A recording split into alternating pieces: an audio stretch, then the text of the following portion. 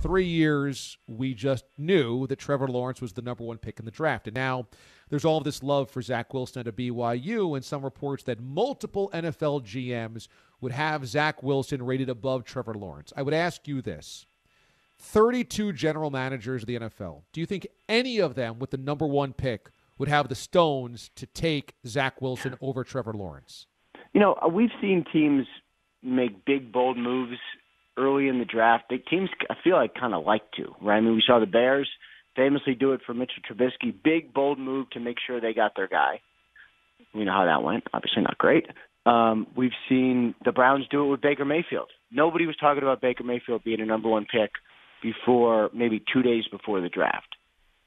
And that worked out pretty good, I would say. I think that was a win, especially when you look at the other quarterbacks in that draft.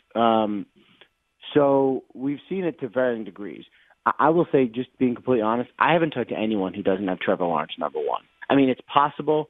I think a lot of people really, really like Zach Wilson. Maybe I've seen the reports. They might have better sources than me. I just haven't talked to anyone who doesn't have Trevor number one. And I think most importantly, Jacksonville has Trevor number one because they were literally involved in his decision whether or not to have surgery, whether to throw him. And Urban Meyer was advising him. I mean, I think it's pretty clear which way Jacksonville's going to go, and it's fun to talk about. And we'll see who's better. I mean, it'll be interesting, but I haven't gotten the sense that some of those other reports have.